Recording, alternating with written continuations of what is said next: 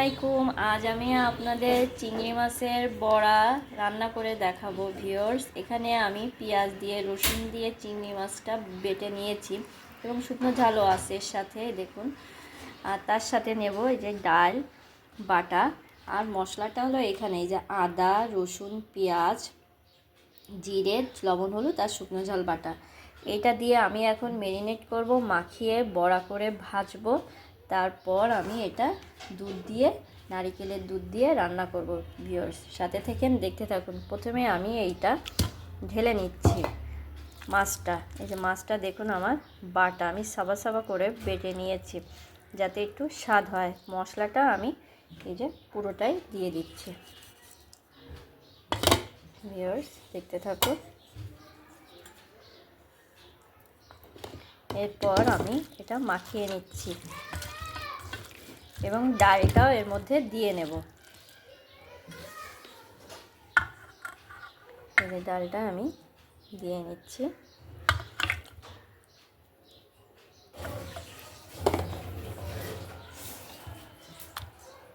দিয়ে একসাথে করে আমি এটা বেটে নেব। মেখে নিচ্ছি, মেখে নিয়ে তারপর আমি ভাজবো ভালো করে। আমি এটা মিক্সড করে নিলাম।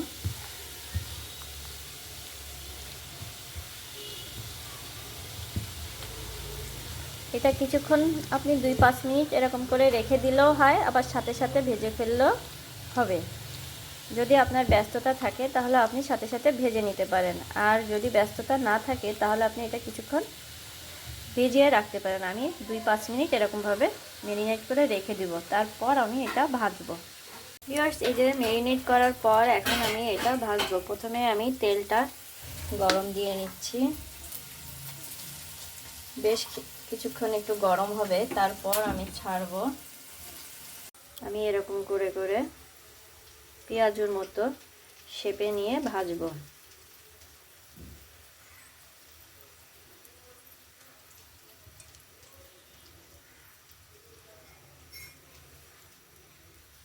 এই দেখুন,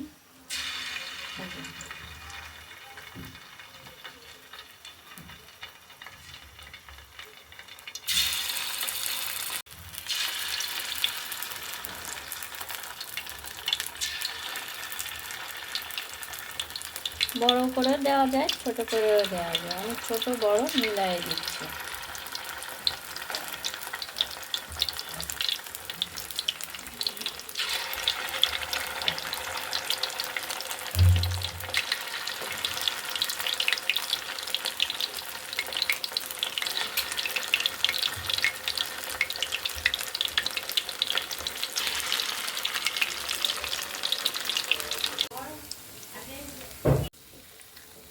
এই যে আমার প্রায় হয়ে গেছে, আমি এখন এগুলো নামিয়ে নিচ্ছি।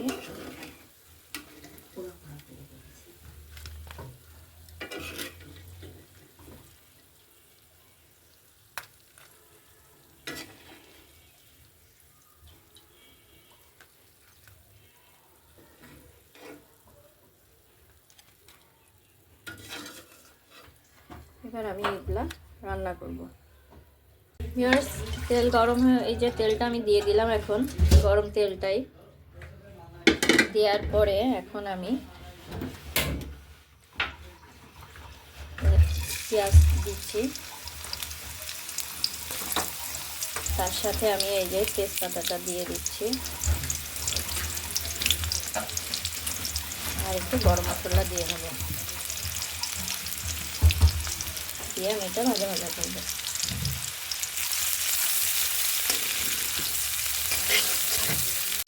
এখন আমার এটা ভাজা ভাজা হয়ে গেছে, এখন আমি পুরো মশলাটা দিয়ে নিই।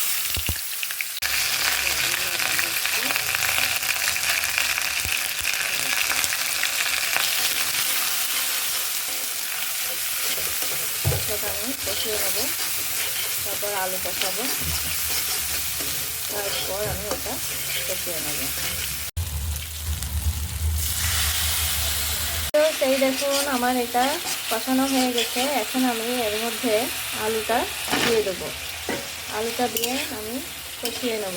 এই আলুটা বেশ কিছুক্ষণ আমি কষাবো। তারপর আমি হলো চিংড়ি মাছটা দিয়ে দেবো, চিংড়ি মাছের বড়া বলে যেটা। এরপরে আমি একটু নারিকেলের দুধ দেবো। এটা কষানোর পরে আমি এর সাথে নারিকেলের দুধ দেবো। এখন আমি এই আলুটা একটু বেশ কিছুক্ষণ ধরে একটু কষিয়ে নেব। এই যে আমার প্রায় কষানো হয়ে গেছে, এখন আমি নারিকেলের দুধ দিব। এই যে আমি এখন নারিকেলের দুধটা দিয়েছি। আপনার বাসায় যদি নারিকেলের দুধ না থাকে তাহলে আপনি গুঁড়া দুধ দিতে পারেন, গরুর দুধ দিতে পারেন, তাহলেও সুন্দর স্বাদ হবে। মোট কথা দুধ দিলে এটা বেশ স্বাদ হয়। আমি একটু বেশি বেশি করে নাড়াবো, কারণ দুধ দিলে একটু বেশি বেশি করে নাড়াতে হয় যাতে ফেটে না যায়, সেই কারণে।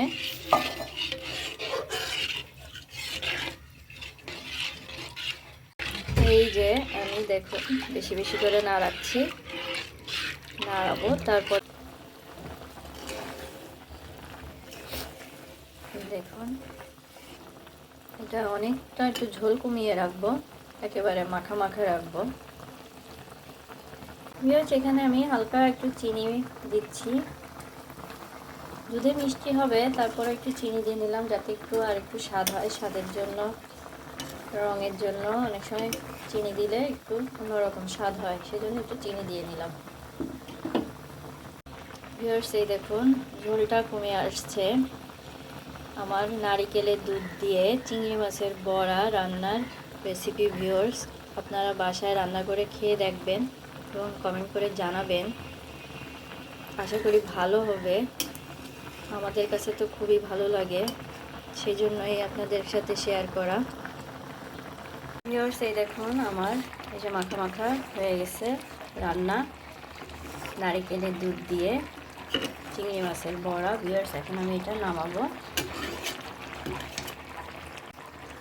আমি এখন গ্যাস অফ করে দিলাম, একটু ঠান্ডা হোক, তারপর আমি এটা নামিয়ে এর জন্য আমি একটু জিরার গুঁড়া ছিটাই দিচ্ছি।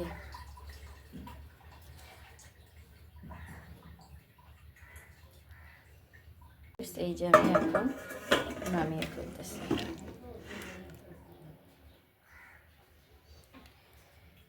এই আমার তৈরি হয়ে গেল নারিকেলের দুধ দিয়ে চিংড়ি মাছের বড়া রান্নার রেসিপি। ভিউয়ার্স ভালো লাগলে লাইক করেন, শেয়ার করেন, সাবস্ক্রাইব করেন, উৎসাহিত করবেন। ধন্যবাদ সবাইকে।